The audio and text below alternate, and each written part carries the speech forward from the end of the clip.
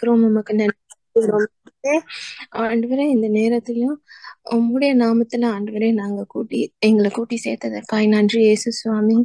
இந்த கிறிஸ்மஸ் சீசன்லயும் ஆண்டவரே அப்பா, உம்முடைய பிறப்பு ஆண்டவரே எவ்வளவு இம்பார்ட்டன்ட் ஆண்டவரே. இந்த சரித்திரத்தையும் ஆண்டவரே அப்பா மாற்றினது ஆண்டவரே இயேசு சுவாமி.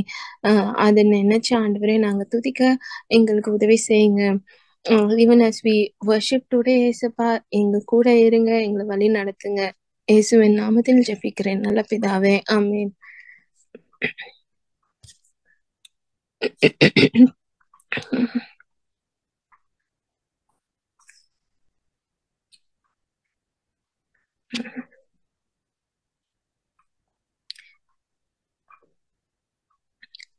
ஆதி திருவார்த்தை திவ்ய அற்புத பாலனாக பிறந்தார், அற்புத பாலனாக பிறந்தார்.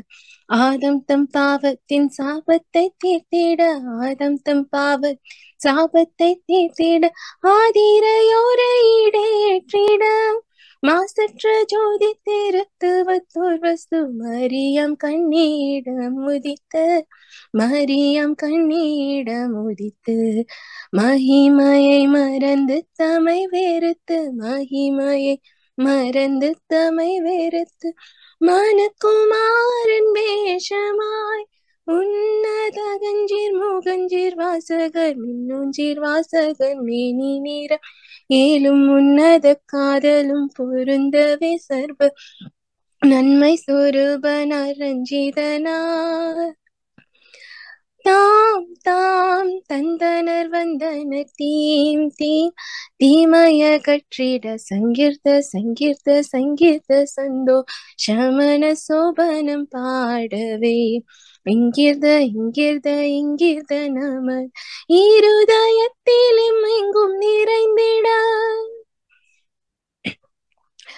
அல்லேலூயா சங்கீர்த்தனம் ஆனந்த கீதங்கள் பாடவே, ஆனந்த கீதங்கள் பாடவே, அல்லைகள் தொல்லைகள் எல்லாம் நீங்கிட, அல்லைகள் தொல்லைகள் எல்லாம் நீங்கிட, அற்பரன் மெய்ப்பரன் தற்பரனார்.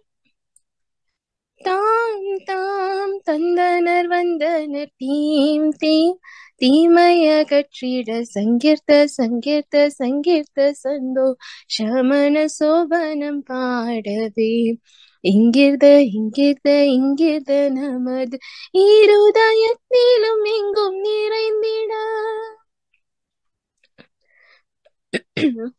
நம்மளோட நெக்ஸ்ட் சாங் வந்து எப்படி ஜீசஸோட என்ட்ரிக்கு அப்புறமேட்டு ஹிஸ்டரியே ரெண்டா பிரிஞ்சுது, பிஃபோர் கிரைஸ்ட் ஆஃப்டர் கிரைஸ்ட்னு. அதுக்கப்புறமேட்டு ஆண்டவர் எப்படி இம்மானுவேலா நம்ம கூட இருக்கிறாரு, எப்பொழுதுமே நம்மளை வழி நடத்திட்டு இருக்காரு. அந்த இம்மானுவேலான தேவனை வந்து நம்ம எப்போதுமே போற்றி துதிப்போம். இந்த பாடல்ல இம்மானுவேலான தேவனை நாம எல்லாம் ஒன்னா சேர்ந்து துதிக்கலாம். வரலாற்றினையே இரண்டாய் பிரித்த அதிசயவானே, புவி மீட்டிடவே மண்ணில் வந்தீரே, தேன் இனிமையிலும் இனிமையான அழகியவானே, பேரொளியில் என்னை நடத்தி சென்றீரே. நீங்க வந்துட்டதால பாவம் போச்சு, கவலையெல்லாம் போயே போச்சு, சாபங்கள் எல்லாம் மறைஞ்சு போனதே. தேவன் பரத்தில் இருந்து இறங்கி வந்து மனிதனாக மாறி இங்கே அடிமை என்னையும் மீட்டு கொண்டீரே.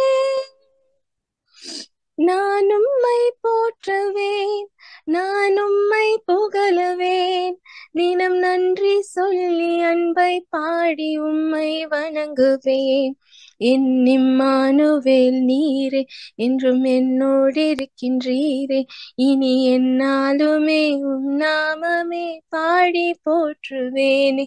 என் இம்மானுவேல் நீரே, நீர் என்னோடு இருக்கின்றீரே, இனி என்னாலுமே உம் நாமமே பாடி போற்றுவேனே. ஆதி திருவார்த்தையே விடி வெள்ளி நட்சத்திரமே பரலோக ராஜாவே நீர்தானே செய்யா. கண்ணியின் மைந்தனாக யூதராஜ சிங்கமாக தேவ ஆட்டுக்குட்டியாய் வந்தீரேசையா. நியாய பிரமாணத்தை மாற்றி எழுதும் தேவன் நீரே, புது உடன்படிக்கையின் மத்தியஸ்தரும் நீரே நீரே. தேவ கிருபையின் முழு உருவும் நீரே நீரே. நீர் என்னோடு இருக்கும் ஒவ்வொரு நாளும் களி கூர்ந்து பாடுவேன். என் இம்மானுவேல் நீரே, நீர் என்னோடு இருக்கின்றீரே. இனி என்னாலுமே உம் நாமமே பாடி போற்றுவேனே. வரலாற்றினை ரெண்டாய் பிரித்த அதிசயவானே, புவி மீட்டிடவே மண்ணில் வந்தீரே. தேனினிமையிலும் இனிமையான அழகியவானே, பேரொளியில் என்னை நடக்கச் செய்தீரே. நீங்க வந்துட்டதால பாவம் போச்சு, கவலை எல்லாம் போயே போச்சு, சாபங்கள் எல்லாம் மறைஞ்சு போனதே. தேவன் பரத்தில் இருந்து இறங்கி வந்தீர், மனிதனாக மாறி இங்கே அடிமை என்னையும் மீட்டு கொண்டீரே. நான் உம்மை போற்றுவேன், நான் உம்மை புகழுவேன், தினம் நன்றி சொல்லி அன்பை பாடி உம்மை வணங்குவேன். என் இம்மானுவேல் நீரே, நீர் என்னோடு இருக்கின்றீரே. இனி என்னாலுமே உம் நாமமே பாடி போற்றுவேன். என் இம்மானுவேல் நீரே, நீர் என்னோடு இருக்கின்றீரே. இனி என்னாலுமே உம் நாமமே பாடி போற்றுவேனே. ஸ்தோத்திரம் ஆண்டவரே. அப்பா, உம்மை ஸ்தோத்திரிக்கிறோம், உம்மை துதிக்கிறோம், உமக்கு நன்றி செலுத்துகிறோம் ஆண்டவரே. இம்மானுவேலாக ஆண்டவரே எங்க கூடவே இருப்பதற்காக ஆண்டவரே உம்மை ஸ்தோத்திரிக்கிறோம் ஆண்டவரே. அப்பா, எங்களுக்காக ஆண்டவரே குறித்த காலத்துல ஆண்டவரே நீர் வாக்குரைத்தது போல ஆண்டவரே இந்த பூமிக்கு வந்தீர். அப்பா, உம்முடைய மகிமை எல்லாவற்றையும் ஆண்டவரே விட்டு தள்ளிட்டு ஆண்டவரே மனிதனாக ஆண்டவரே தாழ்மையின் ரூபமாய் ஆண்டவரே வந்து ஆண்டவரே இந்த மனு குலத்திற்கு ஆண்டவரே நீங்க சேவை செய்வதற்காக வந்தீங்க இயேசு சுவாமி. அப்பா, உங்களுடைய ஆண்டவரே இந்த பிறப்பும் உயிர்த்தெழுதலும் ஆண்டவரே எங்களுடைய கிறிஸ்துவ வாழ்க்கையின் நம்பிக்கையாய் இருப்பதற்காக ஸ்தோத்திரம் ஆண்டவரே.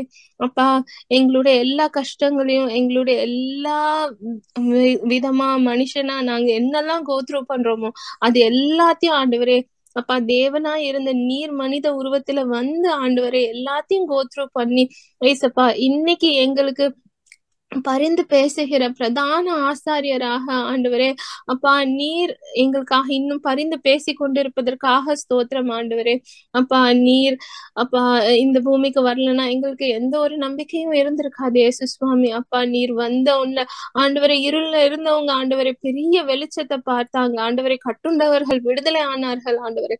அப்பா, அந்த தேவன் இன்னமும் அதே தேவனாக, இன்றும் மாறாத தேவனாக, உம்முடைய வல்லமையும் உம்முடைய இரக்கமும் உம்முடைய கிருபையும் ஆண்டவரே ஒன்றுமே குறையாம ஆண்டவரே நீர் இன்னமும் எங்களுக்கு நல்ல தேவனா இருப்பதற்காக ஸ்தோத்திரம் ஆண்டவரே. உண்மை ஸ்தோத்திரிக்கிறோம் ஆண்டவரே. அப்பா, இந்த நேரத்திலயும் நாங்க கேட்க போற இந்த மெசேஜ் ஆண்டவரே ஆசீர்வதிச்சு கொடுங்க இயேசு சுவாமி ஆண்டவரே. அப்பா, எங்க மன கண்களை திறந்து எங்களை சத்தியத்துக்குள்ளார நீங்க வழி நடத்துமாறு ஆண்டவரே ஜபிக்கிறேன் சுவாமி. ஆண்டவரே, சத்தியத்தின் மூலமா எங்க வாழ்க்கை ஆண்டவரை விடுதலை ஆக ஆண்டவரே நீங்க எங்களுக்கு உதவி செய்யுங்க இயேசு சுவாமி. ஏசப்பா, கேட்ட காரியங்கள் எங்கள் இருதயத்துல 60 100 ஆண்டவரை பலன் கொடுக்கும்படி அப்பா எங்க இருதயத்தை பண்படுத்துங்க இயேசு சுவாமி. எல்லா வெற்றியும் உங்க கரங்கள் ஆண்டவரை ஒப்பு கொடுக்கிறோம் சுவாமி. நேசிக்கின்ற இயேசு கிறிஸ்துவின் மூலம் ஜெபம் கேளும் பிதாவே, ஆமென். சிஸ்டர் ஃபாத்திமா ரோஸ்லி அவர்கள் என்னுடைய வார்த்தையை பகிர்ந்து கொள்வார்கள். ஸ்தோத்தரிக்கிறோம் அப்பா, துதிக்கிறோம் ராஜா. உண்மை நாங்கள் நன்றியோடு உண்மை ஆராதிக்கிறோம். இந்த நாளுக்காக நாங்கள் நன்றி செலுத்துகிறோம். இந்த நேரத்திற்காக உமக்கு கோடான கோடி நன்றிகளை ஏறெடுக்கிறோம் அப்பா. இந்த நேரத்திலும் கூட உமது வேத வார்த்தைகளை தியானிக்கவும் அதை எங்கள் வாழ்க்கையிலே அபியாசித்து நாங்கள் உமக்கு ஏற்ற பிள்ளைகளாக நாங்கள் மாறவும் இந்த வசனங்கள் எங்கள் கால்களுக்கு தீபமும் எங்கள் பாதைக்கு வெளிச்சமுமாக இருக்கும்படியாக நாங்கள் செபிக்கிறோம். ஏசப்பா, யாரிடம் செல்வம் இறைவா, வாழ்வு தரும் வார்த்தைகள் எல்லாம் உம்மிடமென்றோ உள்ளன ஆண்டவரே. ஆகவே நாங்கள் உம்மை தேடி வந்திருக்கிற இந்த நேரத்திலே தகப்பனே, எங்கள் ஒவ்வொருவரையும் உமது ஆசீர்வாதத்தினால் எங்கள் ஒவ்வொருவரையும் நிரப்பி ஆசீர்வதிக்கும்படியாக இந்த வசனத்தை நாங்கள் கேட்கும் பொழுது அது எங்கள் உள்ளத்திலே ஆண்டவரே பலன் தரக்கூடிய வசனங்களாக இருக்கும்படியாகவும் நாங்கள் ஜெபிக்கிறோம். எங்கள் ஆண்டவராய் இயேசு கிறிஸ்துவின் வல்லமை உள்ள நாமத்தில் ஜெபிக்கிறோம் எங்கள் நல்ல தகப்பனே, ஆமென்.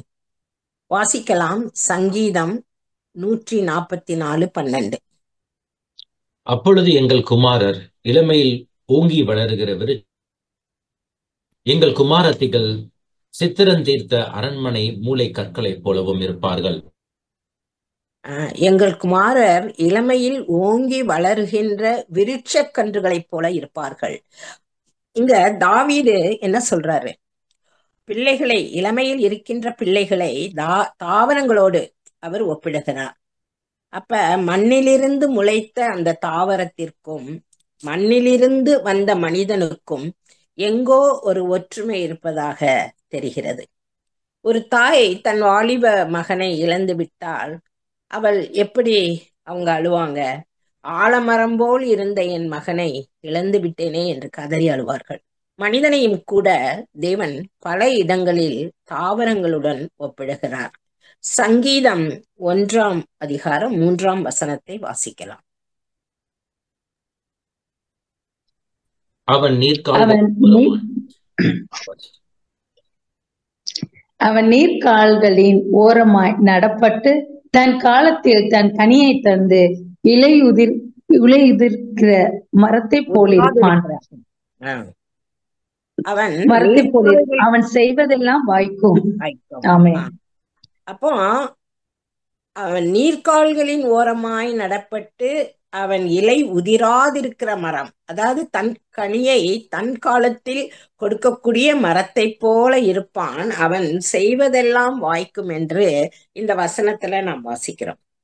அப்போ மரமானது ஆரம்பத்தில் ஒரு விதையா இருந்து பிறகு மண்ணுக்குள் முளைத்து மகா விருட்சமாக அது மாறுவது போல மனிதனுடைய வாழ்க்கையிலும் கூட ஒரு சிறிய உயிரணு கருமுட்டையுடன் இணைந்து அது சிசுவாக உருவாகி பெரிய மனிதனாக வளருகிறான். ஆகவே தேவன் 15:8 கூறுகிறார், நீங்கள் மிகுந்த கனிகளை கொடுப்பதினால் என் பிதா மகிமைப்படுவார் என்று. அப்போ இங்க கனிகளை கொடுப்பதினால் என்ற வார்த்தையை நாம் பார்ப்போம். பூமியின் மீது கனிகளை கொடுப்பது விருட்சங்கள், அதாவது மரங்கள் தான். உதாரணமாக ஒரு மாங்கொட்டை நிலத்துல விழுந்து முளைத்து பெரிய மரமாகி அது ஏராளமான மாங்கனிகளை நமக்கு கொடுக்கிறது. அதுபோல மனிதனும் கூட தன் வாழ்க்கையிலே பல பலன் தரும் கனிகளை கொடுக்க வேண்டும் என்று தேவன் எதிர்பார்க்கிறார். மத்தேயு நற்செய்தி 13:19 வாசிக்கலாம். ஒருவன் ராஜ்யத்தின் வசனத்தை கேட்டும் உணராதிருக்கும் போது பொல்லாங்கன் வந்து அவன் இருதயத்தில் விதைக்கப்பட்டதை பறித்துக் கொள்கிறான், அவனே வழி அருகே விதைக்கப்பட்டவன். அப்ப இங்க மனிதனுடைய உள்ளத்தை கனிகளை கொடுக்கும் நிலமாகவும் வேத வசனத்தை விதைகளாகவும் தேவன் ஒப்பிட்டு கூறுகிறார். நல்ல நிலத்தில், அதாவது நல்ல நிலமாகிய உள்ளத்தில் விழுந்த விதைகளாகிய வசனங்கள் முளைத்து வளர்ந்து நல்ல கனிகளை தர வேண்டும் என்றும் அந்த கனிகள் ஆவிக்குரிய கனிகளாக இருக்க வேண்டும் என்றும் தேவன் விரும்புகிறார். அந்த கனிகள் நாம் எந்த கடையிலும் வாங்க முடியாது. தேவனுடைய பிள்ளைகளாகிய நம் உள்ளத்தில் இருந்து வெளிப்படக்கூடியவைகளாக இருக்க வேண்டும் என்று தேவன் விரும்புகிறார். வாசிக்கலாம் கலாத்தியர் 5:22.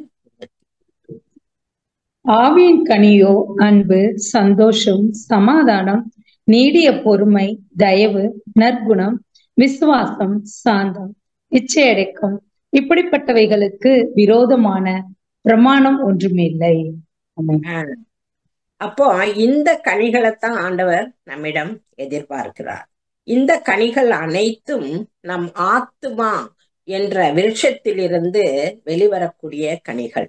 ஆனால் இந்த கனிகளை தர முடியாமல் இறுதியில் வெட்டப்பட்ட மரமாக மனிதன் மாறிவிடுகிறார். ஆவியின் கனிகளை குறித்து வேத வசனங்களை இப்போது ஆராய்ந்து பார்க்கலாம். முதலாவது அன்பு. அப்ப அன்பு என்று நம்ம சொல்லும் போது முதலாவது நாம் நம்மை படைத்த தேவனை அன்பு செய்ய வேண்டும்.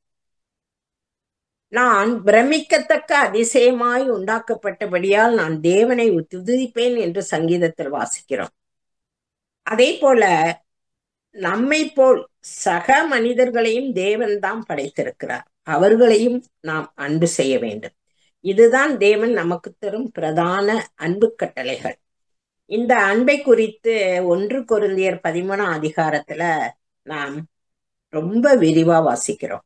அன்பிற்கே ஒரு அதிகாரம் முழுவதும் எழுதப்பட்டுள்ளது. அன்பு சகலத்தையும் தாங்கும், சகலத்தையும் சகிக்கும். அன்பு எனக்கு இராவிட்டால் நான் ஒன்றுமில்லை என்று எழுதப்பட்டுள்ளது. பவுல் ரோமையருக்கு எழுதும்போது அன்பே திருச்சட்டத்தின் நிறைவு என்று கூறுகிறார். அதே போல எபேசு மக்களுக்கு எழுதும்போது நீங்கள் அன்பிலே வேரூன்றி நிலை பெற்றவர்களாக இருங்கள் என்று கூறுகிறார். யோவான் 3:16 வாசிக்கலாம். ஆவியின் தேவன் தம்முடைய ஒரே பேரான குமாரனை விசுவாசிக்கிறவன் எவனோ அவன் கெட்டு போகாமல் நித்திய ஜீவனை அடையும்படிக்கு அவரை தந்தருளி இவ்வளவாய் உலகத்தில் அன்பு கூர்ந்தார். அப்போ அன்பினுடைய நிறைவை குறித்து தேவன் தன்னுடைய மகனையே நமக்காக கொடுத்து அந்த அன்புனா என்ன அப்படிங்கிறத அவர் வெளிப்படுத்தி இருக்கிறார். அப்போ அன்புனா வெறுமன ஐ லவ் யூ அப்படின்னு சொல்றது இல்லை. இந்த உலகத்துல இன்று அன்பு என்ற கடலில் மக்கள் மூழ்கி அது தோல்வி அடைந்த நாளில் எதிரே இருக்கும் நபரை கொலை செய்வதற்கும் துணிகிறது. இதுதான் உலக அன்பு. லவ் ஃபெயிலியர் ஆனா, அவங்களுக்கு எதிர் பார்ட்டிகிட்டேருந்து அன்பு கிடைக்கலன்னா அவங்கள கொலை செஞ்சிடறாங்க. இந்த அன்பு அநேகருடைய வாழ்க்கையில தற்கொலையில் முடிவதை நாம் தினசரி பேப்பர்ல நம்ம பார்க்கிறோம். அப்போ கிறிஸ்தவர்களாகிய நம்மிடம் தேவன் எதிர்பார்க்கும் ஆவியின் கனிகளில் முதன்மையானது அன்பு மட்டுமே. இரண்டாவது சந்தோஷம். சந்தோஷம் என்றால் ஆனந்தம். இந்த பூமியில இருக்கும் சந்தோஷங்கள் அனைத்தும் எல்லாம் தற்காலிகமானதுதான். சில நிமிடங்கள் பாவ சந்தோஷத்திற்காக அநேக மனிதர்கள் இன்றைக்கு தண்டனையை அனுபவித்துக் கொண்டு இருக்கிறார்கள். ஆனால் கிறிஸ்தவர்களாகிய நாம் இந்த உலகத்தின் நிமித்தம் சந்தோஷப்படுவதை காட்டிலும் தேவன் நிமித்தம் சந்தோஷப்படுவதையே தேவன் விரும்புகிறார். எனவேதான் பவுல் பிலிப்பியருக்கு எழுதும்போது கர்த்தருக்குள் எப்பொழுதும் சந்தோஷமாயிருங்கள் என்று மறுபடியும் சொல்கிறேன் என்று கூறுகிறார். நான் சந்தோஷமாக இருந்தால் அது கர்த்தருக்குள்ளேயே சந்தோஷமாக இருக்க வேண்டும். அதுதான் ஆவியின் கனி. சங்கீதம் 105 1 முதல் 3 வரை உள்ள வசனங்களை வாசிக்க.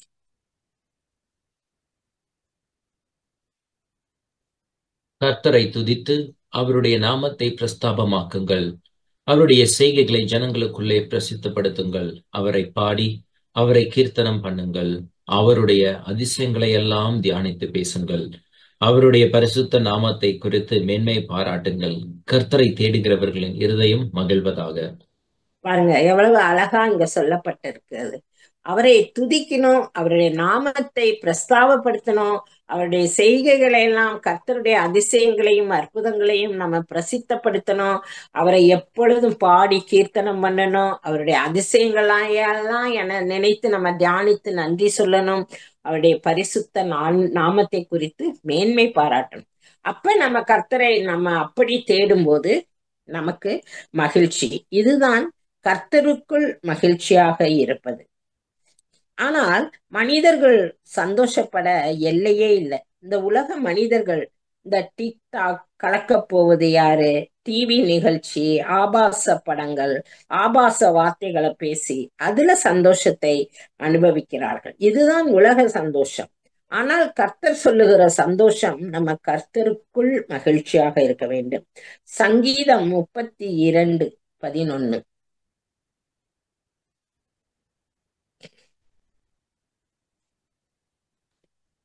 நீதிமான்களே, கர்த்தருக்குள் மகிழ்ந்து களி கூறுங்கள். செம்மையான இருதயம் உள்ளவர்களே, நீங்கள் எல்லாரும் ஆனந்த முழக்கமிடுங்கள். அதே போல சங்கீதம் 33:1. நீதிமான்களே, கர்த்தருக்குள் களி கூறுங்கள். துதி செய்வது செம்மையானவர்களுக்கு தகும். இதுதான் உண்மையான கர்த்தருக்குள் சந்தோஷமாக இருப்பது. அப்ப நாம் எப்படி சந்தோஷப்படணும்? இந்த உலகத்துல இயேசுக்காக நம்ம சுவிசேஷம் அறிவிக்கும் போது, அவருடைய நாமத்தை பிரஸ்தாவப்படுத்தும் போது, அவருக்காக நாம துன்பங்களை அனுபவிக்கும் போது நாம் மகிழ்ந்து சந்தோஷப்பட வேண்டும். 1 பேதுரு 4:13.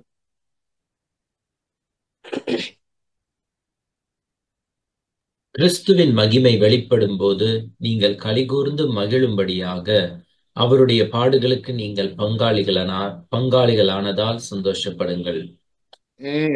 அப்போ இங்க பேதுரு என்ன சொல்றாரு? அந்த சுவிசேஷத்தின் நிமித்தமும் கிறிஸ்துவின் நிமித்தமும் நாம் துன்பங்களை அனுபவிக்கும் போது, கிறிஸ்துவின் மகிமை வெளிப்படும் போது நாம் மகிழ்ந்து களி கூறுவோம் அப்படிங்கிறத நினைச்சு நாம் சந்தோஷப்படணும். அப்படி இந்த சந்தோஷம்தான் ஆவியின் கனியாகிய சந்தோஷம். அடுத்ததாக சமாதானம். மத்தேயு 5:9 இயேசு தன்னுடைய மலை பிரசங்கத்துல அவர் சொல்றாரு, சமாதானம் பண்ணுகிறவர்கள் பாக்கியவான்கள், அவர்கள் தேவனுடைய புத்திரர்கள் என எண்ணப்படுவார்கள்.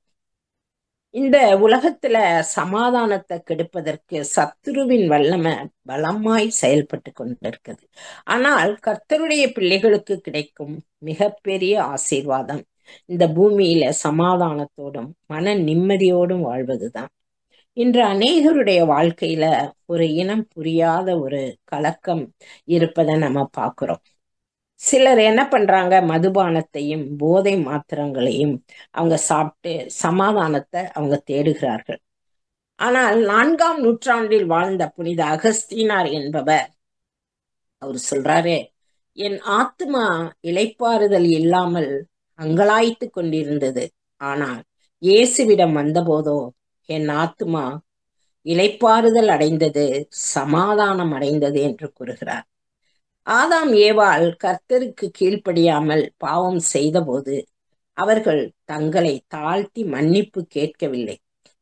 ஒருவரை ஒருவர் குற்றம் சாட்டி கொண்டிருந்தார்கள். ஆனால் மனிதனுக்கும் தேவனுக்கும் ஏற்பட்ட இந்த பிரிவை நீக்க இயேசு சமாதானத்தை உண்டாக்கினார்.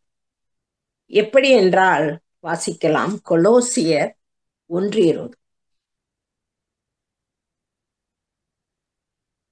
அவர் சிலுவையில் சிந்தின இரத்தத்தினாலே சமாதானத்தை உண்டாக்கி பூலோகத்தில் உள்ளவைகள் பரலோகத்தில் உள்ளவைகள் யாவையும் அவர் மூலமாய் தமக்கு ஒப்புரவாக்கி கொள்ளவும் அவருக்கு பிரியமாயிற்று. இயேசு சிந்திய இரத்தத்தினால நமக்கும் தேவனுக்கும் ஏற்பட்ட பிரிவை அவர் போக்கி நாம இருவருக்கும் சமாதானத்தை அவர் கொண்டு வந்தார். அந்த ஒப்புரவாகுதலின் மூலம்தான் சமாதானம் ஏற்படுகிறது. ஒப்புரவாகுதலின் அந்த ஊழியத்தை செய்யறதுக்கு தான் சமாதான பிரபுவாகிய இயேசு கிறிஸ்து இந்த உலகத்திற்கு வந்தார். அந்த ஊழியத்தை தான் கர்த்தர் நம்முடைய கரங்களில் கொடுத்திருக்கிறார். நாம் மற்றவர்களை சமாதானப்படுத்த வேண்டும்.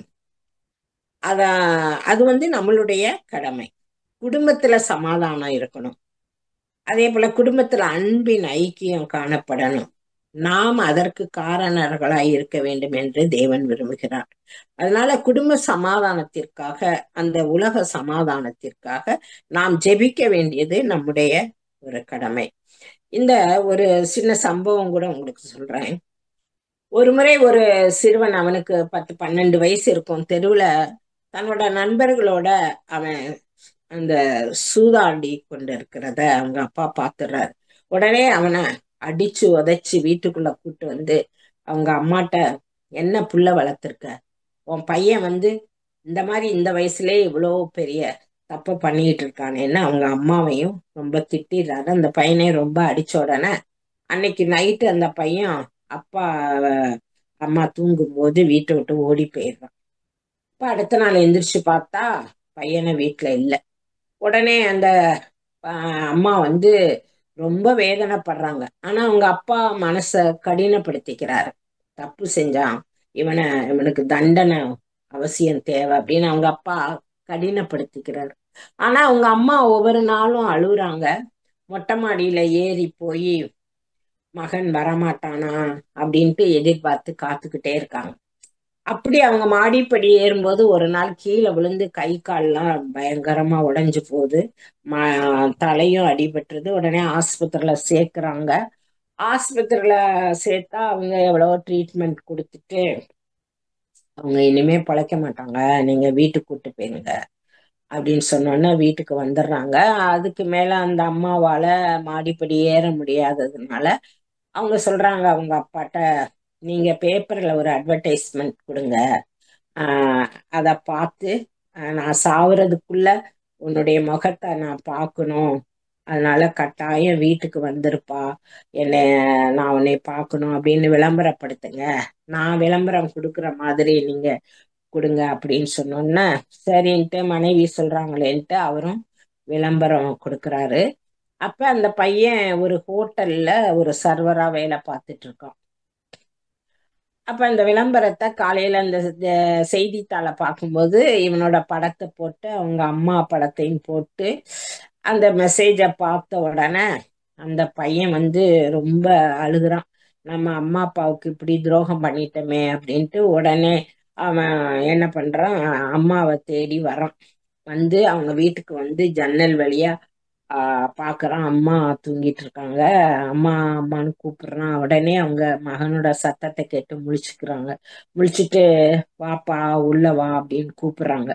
அப்ப இந்த பையன் ஐயோ அப்பா இருக்காங்கம்மா நான் வரல அப்படின்னு, இல்ல இல்ல நான் அதெல்லாம் பாத்துக்கிறேன், நீ உள்ள வா அப்படின்னு சொன்னோன்னா பையன் உள்ள வரான். அவங்க அப்பாவும் வர்றாங்க.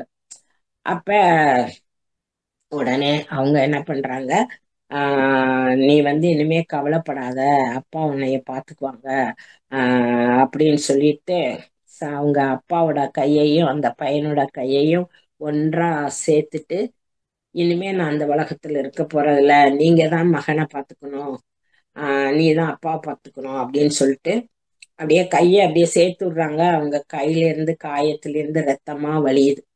உடனே அவங்க அப்பாவுடைய கடின உள்ளமும் மாறுது. இந்த பையனும் அப்பாவை நேசிக்கிறான். உடனே அவங்க அப்பா அந்த அம்மாவோட உயிர் போயிருது. இதே மாதிரிதான் தேவனுக்கும் நமக்கும் உள்ள அந்த இது நம்ம பிரிவை அவர் அந்த ஒப்புரவாகுதலின் மூலம் நமக்கு ஒப்புரவாக்கினார் என்று நாம் பார்க்கிறோம். அதனால இயேசு சிந்திய ஒவ்வொரு துளி இரத்தமும் ஒப்புரவாக்குதலின் இரத்தம். அது சமாதானத்தை உண்டு பண்ணக்கூடிய இரத்தம். இயேசு இந்த உலகத்துல வாழ்ந்த போது எருசலேம் நகரத்தை பார்த்து அழுதார். லூக்கா 19:12 நாம் வாசிக்கிறோம், உனக்கு கிடைத்த இந்த நாளிலாவது உன் சமாதானத்துக்கு ஏற்றவைகளை நீ அறிந்திருந்தாயானால் நலமாயிருக்கும் அப்படின்னு சொன்னார். எருசலேமை பார்த்து கண்ணீர் விட்டு அழுதார். சங்கீதம் 122 6 முதல் 9 வரை உள்ள வசனங்களை வாசிக்கலாம். எருசலேமின் சமாதானத்துக்காக வேண்டிக் கொள்ளுங்கள். உன்னை நேசிக்கிறவர்கள் சுகித்திருப்பார்களாக. உன் அலங்கத்திற்குள்ளே சமாதானமும் உன் அரண்மனைக்குள்ளே சுகமும் இருப்பதாக. என் சகோதரர் நிமித்தமும் என் சிநேகிதர் நிமித்தமும் உன்னில் சமாதானம் இருப்பதாக என்பேன். எங்கள் தேவனாகிய கர்த்தரின் ஆலயத்தின் நிமித்தம் உனக்கு நன்மை உண்டாக தேடுவேன். அதே போல அன்னைக்கே எருசலேமின் சமாதானத்துக்காக வேண்டிக் கொள்ளுங்கள் என்ற வசனத்தை நம்ம பார்க்கிறோம். இன்னைக்கு கூட எருசலேம் நகரம் சமாதானம் இல்லாமல் தான் போர்களால் நிறைந்திருக்கிறது. அந்த பாலஸ்தீனம், இஸ்ரேல், உக்ரைன், ரஷ்யா இந்த நாடுகளுக்கு இடையே நடைபெறும் அந்த போர்களை நாம் அறிவோம். சமாதானத்தை நம் வாழ்க்கையிலே எப்படி கொண்டு வர முடியும்? இந்த உலகம் கொடுக்கவும் எடுக்கவும் முடியாத சந்தோஷத்தாலும் சமாதானத்தினாலும் நாம் நிறைவது எப்படி? வாசிக்கலாம். ஆதியாகமம் 49:10.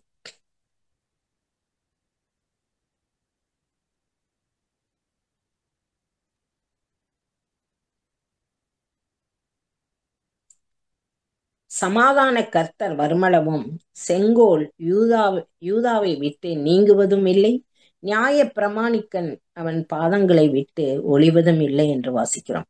அப்போ சமாதான கர்த்தர் நம்ம வாழ்க்கையில வர்ற வரைக்கும் நமக்கு சமாதானம் இருக்க போறதே இல்லை என்று வேதம் தெளிவாய் வெளிப்படுத்துகிற சத்தியம்.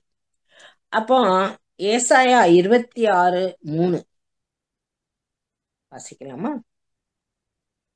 உம்மை உறுதியாய் பற்றி கொண்ட மனதுடையவன் உம்மையே நம்பி இருக்கிறபடியால் நீர் அவனை பூரண சமாதானத்துடன் காத்துக்கொள்வீர்.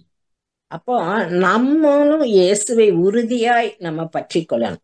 அவர்தான் நமக்கு சமாதானத்தை கொடுக்க முடியும் அப்படிங்கிறத நம்ம உறுதியோட நம்ம அவரை பற்றி கொண்டோம்னா இந்த சமாதானம் நமக்கு கிடைக்கும்.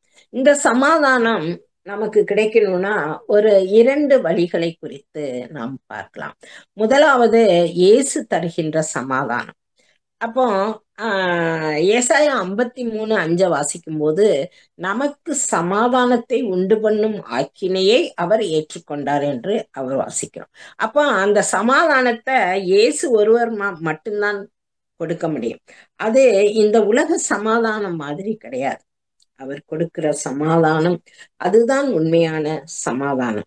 அவர் இந்த உலகத்துல மனூறு எடுத்து குழந்தையாக பிறந்த போது தேவதூதர்கள் என்ன பாடுறாங்க?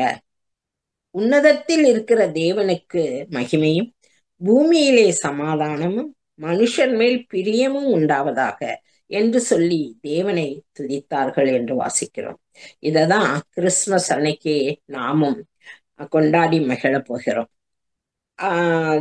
தேவன் இந்த உலகத்துல அந்த பூமியிலே சமாதானத்தை கொண்டு வந்தாரு. அந்த ஒரு பெரும்பாடுள்ள ஸ்திரீ கூட ஆடையை தொட்ட போது அவள் நோய் நீங்கி சுகம் பெற்றுக்கொண்ட போது இயேசு அவளை பார்த்து என்ன சொன்னாரு? மகளே, உன் விசுவாசம் உன்னை ரட்சித்தது, நீ சமாதானத்தோட போய் உன் வேதனை நீங்கி சுகமாயிரு அப்படின்னு சொல்றாரு. அதே போல மரியாள் என்னும் அந்த பெண் இயேசுவின் பாதங்கள்ல பரிமள தைலத்தை பூசும்போது அவங்க மத்தவங்க எல்லாம் கேலி பண்றாங்க, பரியாசம் பண்றாங்க. அப்போது இயேசு என்ன சொல்றாரு? உன் பாவங்கள் மன்னிக்கப்பட்டன, உன் விசுவாசம் உன்னை ரட்சித்தது, சமாதானத்தோட போ அப்படின்னு ஆண்டவர் சொன்னாரு. அதனால இந்த உலகத்துல யாரு என்ன சொல்றாங்களோ, நம்மளை கேலி பண்றாங்க, பரியாசம் பண்றாங்க, அதை பத்தி எல்லாம் நம்ம கவலையே படக்கூடாது. இயேசுவை நம்ம முழுமையா அவரை பற்றி கொண்டோம்னா அவர் அந்த சமாதானத்தை நமக்கு தருவார். ஆகவே சமாதானத்தின் முதல் படி நம் இயேசுவை நம் வாழ்க்கையில அழைக்கணும். அதுதான். இரண்டாவதாக ஜெபிப்பதன் மூலம் சமாதானத்தை நாம் பெற்றுக்கொள்ள முடியும். வாசிக்கலாம். பிலிப்பியருக்கு எழுதிய திருமுகம் 4ஆம் அதிகாரம் 6-7 வசனங்கள். நீங்கள் ஒன்றுக்கும் கவலைப்படாமல் எல்லாவற்றையும் குறித்து உங்கள் விண்ணப்பங்களை ஸ்தோத்திரத்தோடே கூடிய ஜெபத்தினாலும் வேண்டுதலினாலும் தேவனுக்கு தெரியப்படுத்துங்கள். அப்பொழுது எல்லா புத்திக்கும் மேலான தேவ சமாதானம் உங்கள் இருதயங்களையும் உங்கள் சிந்தைகளையும் கிறிஸ்து இயேசுவுக்குள்ளாக காத்துக்கொள்ளும்.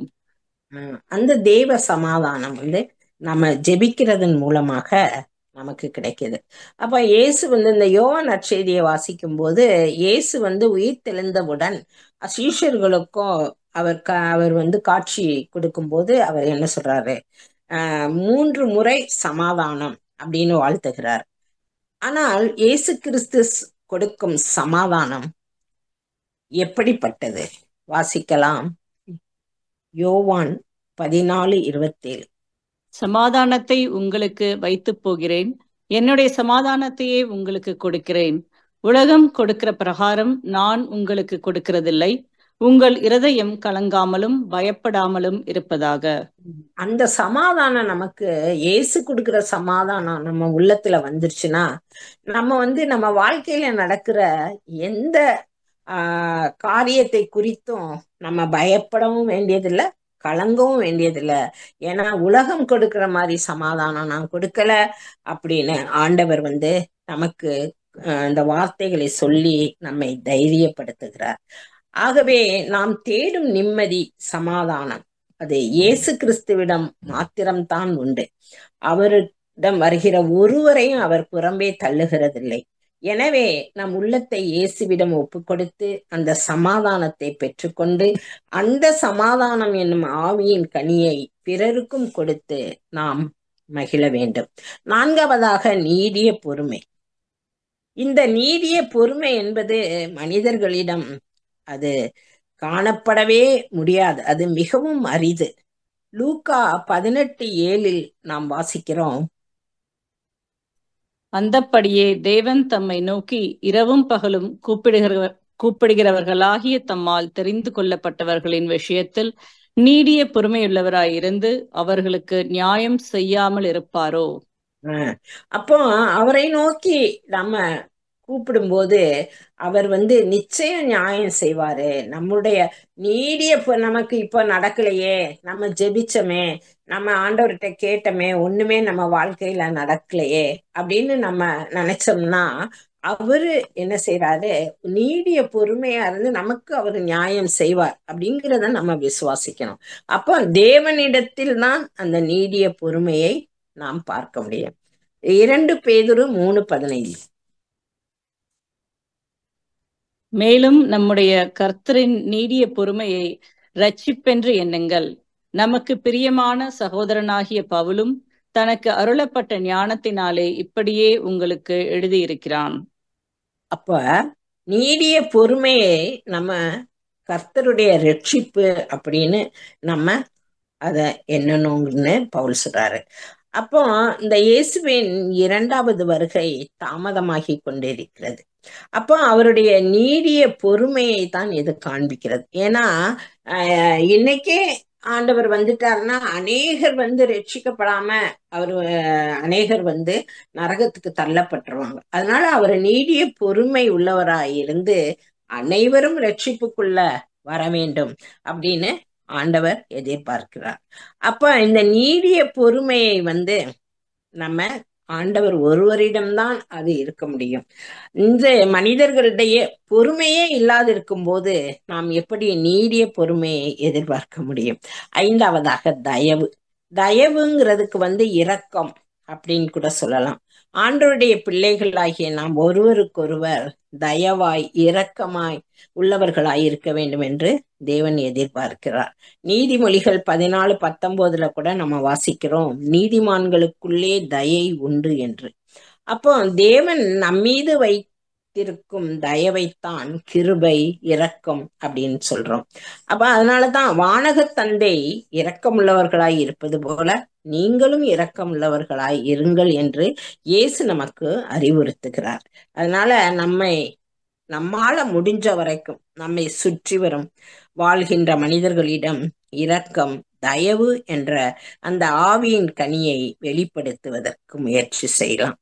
அடுத்ததாக நற்குணம் வாசிக்கலாம், எபேசியர் 5:9. ஆவியின் கனி சகல நற்குணத்திலும் நீதியிலும் உண்மையிலும் விளங்கும். அப்போ அந்த நற்குணம்ங்கிற அந்த ஆவியின் கனி நம்ம ஆத்மாவுல இருந்ததுன்னா அது வெளிப்படும். அது எப்படி வெளிப்படும்? நல்ல குணத்தினால வெளிப்படும். அப்ப நாம் எண்ணங்கள் நல்லவைகளாக இருந்தால் நற்குணங்கள் நம்மிடம் பிரதிபலிக்கும். நற்குணம் என்றால் முதலாவது நமது வார்த்தையாலேயோ செயல்களாலேயோ மற்றவங்களை காயப்படுத்தாத குணம்தான் அது நற்குணம். அதனாலதான் வள்ளுவர் சொன்னாரு, தீயினால் சுட்டப்பன் உள்ளாரும் ஆறாதே, நாவினால் சுட்ட வடு. அதே போல பிறரது தேவை அறிந்து செய்யப்படும் உதவிதான் நற்குணம். அவங்களுக்கு இந்த உதவி தேவையா இருக்குன்னா நம்மளே வாலண்டியரா அவங்கள்ட்ட அதை பத்தி பேசி நம்மளால முடிஞ்ச உதவிய செய்யும் போது, நாம் அவங்க மேல இறக்கப்படும் போது, தயவா இருக்கும் போது அதுவும் ஒரு ஆவியின் கனிதான். அதனாலதான் வள்ளுவர் சொன்னாரு, காலத்தால் செய்த உதவி சிறிதனினும் ஞானத்தின் மான பெரிது என்று திருவள்ளுவர் சொன்னார். அடுத்தது விசுவாசம். இந்த விசுவாசத்தை குறித்து நம்ம இப்ப தியானிக்கலாம். அப்ப விசுவாசிகளின் தகப்பன்னு நம்ம ஆபிரகாம சொல்றோம். அவர் விசுவாசிகளின் தகப்பன் என அழைக்கப்படுவதற்கு என்ன காரணம்? அவர் அந்த தன்னுடைய ஒரே மகன் ஈசாக்கை அவரு அந்த விசுவாசத்தின் மூலம்தான் பொறுமையா இருந்து அந்த மகனை பெற்றுக்கொண்டார். அதனாலதான் உனக்கு ஒரு மகனை கொடுப்பேன் என்ற அந்த வாக்குத்தத்தம் பண்ணின தேவன் உண்மை உள்ளவர் அப்படின்னு ஆபிரகாம் விசுவாசித்தான். அதே போல ஈசாக் என்ற மகனை தன்னுடைய முதிர்ந்த வயதிலே அவன் பெற்றுக்கொண்டாலும் அந்த மகனையே தேவனுக்கு பலியாக கொடுக்க அவர் தயங்கவில்லை. அதனாலதான் அவரை விசுவாசத்திற்கு எடுத்துக்காட்டாக நம்ம பார்க்கிறோம். விசுவாசம் என்றால் என்ன? எபிரேயர் 11:1 வாசிக்கலாம். விசுவாசமானது நம்பப்படுகிறவைகளின் உறுதியும் காணப்படாதவைகளின் நிச்சயமுமாயிருக்கிறது. அப்போ விசுவாசம் அப்படின்னா நம்பப்படுகிறவர்களின் உறுதியம். நம்ம எதையெல்லாம் நம்புகிறோம்? தேவன் இருக்கிறார் என்று விசுவாசிக்கிறோம், பரலோகம் இருக்குதுன்னு விசுவாசிக்கிறோம், நரகம் இருக்குதுன்னு விசுவாசிக்கிறோம், தேவன் சாத்தான் எல்லாம் இருக்குது அப்படிங்கிறத நம்ம விசுவாசிக்கிறோம். அதான் நம்பப்படுகிறவைகளின் உறுதி. இதுல எல்லாம் நம்ம உறுதியா இருக்கணும். இதெல்லாம் உண்டு. நம்ம இந்த உலகத்தை விட்டு நம்ம போகும்போது அடுத்த ஒரு வாழ்க்கை நமக்கு இருக்கு அப்படிங்கிறத விசுவாசிக்கணும். அதே போல தேவனை பார்க்க முடியாது. காணப்படாதவைகள் அப்படின்னா தேவனை நம்ம கண்ணால பார்க்க முடியாது, நரகத்தை பார்க்க முடியாது, பார்க்கல, இதுவரைக்கும் யாரும் பார்க்கல, பரலோகத்தை பார்க்கல, சாத்தானை பார்க்கல. ஆனா இவங்கெல்லாம் உண்டு அப்படின்னு நம்ம நிச்சயமா இதெல்லாம் உண்டுன்னு நம்ம விசுவாசிக்கணும். அதுதான் விசுவாசம். அதாவது விசுவாசமானது நம்பப்படுகிறவர்களின் உறுதி. நம்ம எதெல்லாம் இருக்குன்னு நம்புறோமோ அதுல உறுதியாய். அதனாலதான் ஆண்டவர் என்ன சொல்றாரு? இறுதி வரை முடிவு பரியந்தம் நிலைத்திருப்பவனே ரட்சிக்கப்படுவான் ஆண்டவர் கூறார். அப்போ இந்த நம்மளுடைய நம்பிக்கையில விசுவாசத்துல இறுதி வரை உறுதியா இருக்கணும். இதெல்லாம் நம்ம காணப்படாதவைகள், ஆனா இது நிச்சயம் உண்டு அப்படிங்கிறத விசுவாசிக்கணும். அப்ப எபிரேயர் 11ஆம் அதிகாரம் முழுசையும் நம்ம வாசித்து பார்த்தோம்னா அங்க விசுவாச வீரர்களின் பட்டியலை நம்ம வாசிக்கிறோம். ஆபேல், ஏனோக்கு, நோவா, அபிரகாம், ஈசாக்கு, யாக்கோபு, யோசேப்பு, மோசே அப்படின்னு அந்த பட்டியல் அப்படியே நீண்டுட்டே போகுது. அப்போ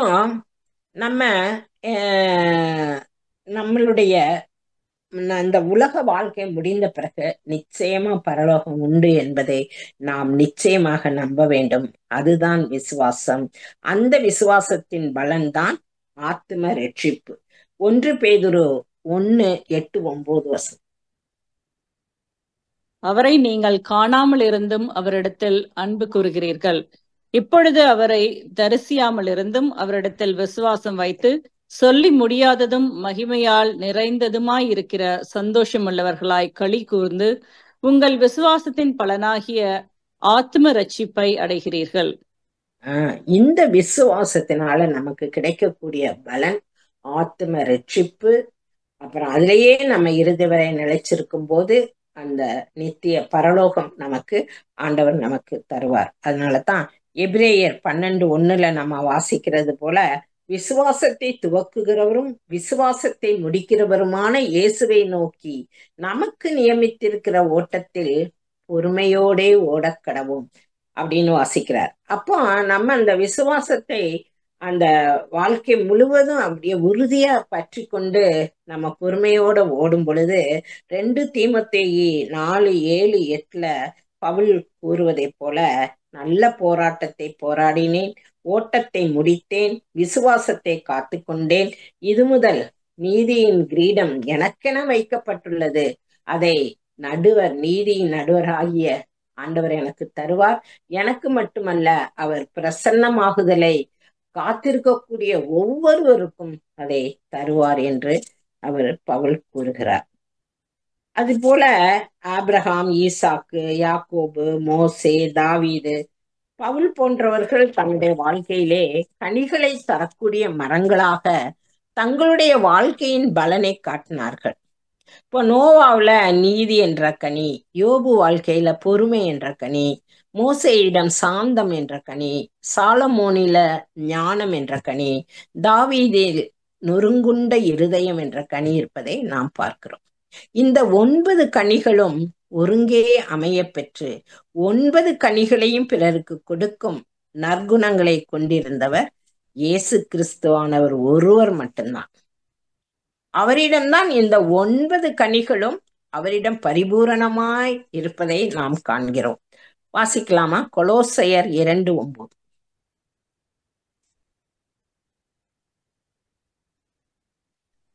ஏனென்றால் தேவத்துவத்தின் பரிபூரணம் எல்லாம் சரீர பிரகாரமாக அவருக்குள் வாசமாயிருக்கிறது. அப்போ இந்த தேவத்துவத்தின் பரிபூரணம், இந்த 9 கனிகளும் தான் ஒருத்தட்ட இருந்தா அது தேவத்துவத்தின் முழுமை அப்படின்னு நம்ம இங்க பார்க்கிறோம். ஆகவே ஆவிக்குரிய 9 கனிகளையும் தந்த பெரிய விருட்சம்தான் இயேசு கிறிஸ்து. இந்த 9 கனிகளில் ஒரு சில கனிகளையாவது நாம் தர வேண்டும் என்று தேவன் விரும்புகிறார். ஒரு கனியும் நம்மிடம் இல்லை என்றால், இந்த 9 கனிகள்ல ஒரு கனிகளும் நம்மிடம் வெளிப்படவில்லை என்றால் நம்முடைய நிலைமை என்ன? வாசிக்கலாமா? மத்தேயு 3:10. இப்பொழுதே கோடாரியானது மரங்களின் வேரருகே வைத்திருக்கிறது. ஆகையால் நல்ல கனி கொடாத மரமெல்லாம் வெட்டுண்டு அக்கினியிலே போடப்படும்.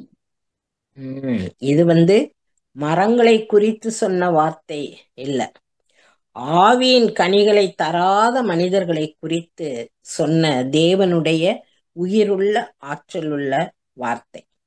அதனால நம்ம கனி கொடுக்கும் மரமா வெட்டப்பட்ட மரமா அப்படிங்கிறத நம்ம யோசித்து பார்க்கணும். லூக்கா 13:6-9 வசனங்களை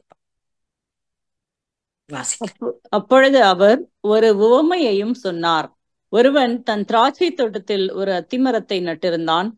அவன் வந்து அதிலே கனியை தேடின போது ஒன்றும் காணவில்லை. அப்பொழுது அவன் தோட்டக்காரனை நோக்கி, இதோ 3 வருஷமாய் இந்த அத்திமரத்திலே கனியை தேடி வருகிறேன், ஒன்றையும் காணவில்லை. இதை வெட்டி போட்டு இது நிலத்தையும் ஏன் கெடுக்கிறது என்றான். அதற்கு அவன், ஐயா, இது இந்த வருஷமும் இருக்கட்டும், நான் இதை சுற்றிலும் கொத்தி எரு போடுவேன். கனி கொடுத்தால் சரி, கொடாவிட்டால் இனிமேல் இதை வெட்டி போடலாம் என்று சொன்னான் என்றார். கனிகளை தராவிட்டால் மரம் வெட்டப்பட வேண்டியது தானா? நாம் கனி கொடுக்கும் மரமா இல்லை வெட்டப்படும் மரமா? நம்ம யோசித்து பார்ப்போம். இந்த செய்தி மூலமா நாம் கனிதரும் மரமாக இருக்கவும் அந்த கனிகள் மூலமாக அநேகரை இரட்சிப்புக்குள் வழி நடத்தவும் வேண்டும் என்று தேவன் நம்மிடம் எதிர்பார்க்கிறார். இறுதியாக ஒரு வசனத்தை வாசித்து முடிக்கலாம். 1 பேதுரு 2. நீங்களோ உங்களை அந்தகாரத்தினின்று தம்முடைய ஆச்சரியமான ஒளியின் இடத்திற்கு வரவழைத்தவருடைய புண்ணியங்களை அறிவிக்கும் படிக்கு தெரிந்து கொள்ளப்பட்ட சந்ததியாயும் ராஜரீகமான ஆசாரிய கூட்டமாயும் பரிசுத்த ஜாதியாயும் அவருக்கு சொந்தமான ஜனமாயும் இருக்கிறீர்கள். பாருங்க, அப்போ நம்மள ஆண்டவர் எந்த இடத்துல வச்சிருக்கிறாரு? நம்ம இருளில் இருந்து வெளிச்சத்திற்கு கொண்டு வரப்பட்ட மக்கள். இந்த உலகத்துல அநேக மக்கள் விக்கிரகங்களையும் படைப்பு பொருட்களையும் ஆராதிச்சுக்கிட்டு கண்கள் கட்டப்பட்ட நிலையில வாழ்ந்து கொண்டிருக்கிறார்கள். அவர்கள் இருளில் வாழ்கின்ற மக்களாக இருக்கிறார்கள். ஆனால் நாம் ஆச்சரியமான ஒளியாகிய தேவனிடத்தில், இயேசு கிறிஸ்துவனிடத்தில் நாம் வந்திருக்கிறோம். அப்ப நம்மள இந்த ஒளியின் இடத்திற்கு வரவழைத்தவர் தேவன். அவருடைய புண்ணியங்களை நாம் அறிவிக்கும்படிக்கு நாம் தெரிந்து கொள்ளப்பட்ட ஜாதியாய் இருக்கிறோம். அதனால நம்மை அந்தகாரத்தின் ஆச்சரியமான ஒளியிடத்திற்கு, அதாவது இயேசுவின் இடத்திற்கு அழைத்து வந்த தேவனின் புண்ணியங்களை இருளில் வாழும் மக்களுக்கு அறிவித்து அவர்களையும் பேரொளியாகிய இயேசுவிடத்திற்கு அழைத்து வர நாம் முயற்சி செய்ய வேண்டும். ஆமென். ஆமென். Thank you, Mom, for sharing the word of God. இந்த நேரத்திலும் கேட்ட காரியத்திலிருந்து ஏதாகிலும் வேத வசனங்களோ இல்ல கேள்விகள் இருக்குமானால் பகிர்ந்து கொள்ளுங்கள்.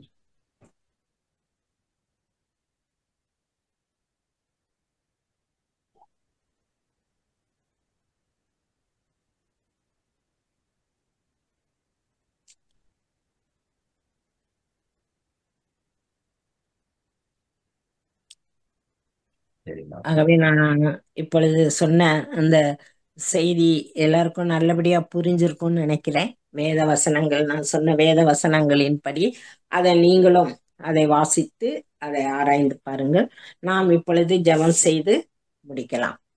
எங்களை அதிகமாய் நேசிக்கும் எங்கள் பரலோக தகப்பனே, உம்மை போற்றுகிறோம், புகழுகிறோம், உம்மை ஆராதிக்கிறோம், உமக்கு நன்றி கூறுகிறோம். நாங்கள் ஆவியின் கனிகளான அன்பு, சந்தோஷம், சமாதானம், நீடிய பொறுமை, தயவு, நற்குணம், விசுவாசம், சாந்தம், இச்சையடக்கம் ஆகிய ஆவிக்குரிய 9 கனிகளை குறித்து வேதத்தின் அடிப்படையிலே தியானித்தோம். இந்த வேத வசனங்கள் எங்கள் ஆத்மாவிலே 60ம் 100மாக பலன் தர வேண்டுமென்று நாங்கள் செபிக்கிறோம். நாங்களும் ஆவியின் கனிகள் தந்து உமக்கு சாட்சியாக இருக்கவும், உமது திருப்பெயரை பூமியிலே மகிமைப்படுத்தவும், நாங்களும் ரட்சிப்பில் நிலைத்திருந்து உமது வருகையில் நாங்கள் காணப்படத்தக்கதாய் எங்களுடைய எல்லாவித மன்றாட்டுக்களையும் விண்ணப்பங்களையும் தந்தையினிடத்தில் பேசுபவரும் வெகு சீக்கிரத்தில் வரப்போகிறவருமான அன்பு ஆண்டவராகிய இயேசு கிறிஸ்துவின் உன்னத நாமத்தில் ஜெபிக்கிறோம் எங்கள் பரிசுத்தமுள்ள தகப்பனே. ஆமென். ஆமென். என் ஆத்துமாவே கர்த்தரை ஆத்துமாவே கர்த்தரை ஸ்தோத்திரி, என முழு உள்ளமே அவருடைய பரிசுத்தமுள்ள நாமத்தை ஸ்தோத்திரி. என் ஆத்துமாவே கர்த்தரை ஸ்தோத்திரி, கர்த்தர் செய்த சகல உபகாரங்களையும் மறவாதே. ஆமென். ஆமென். Thank you all for joining today. God bless.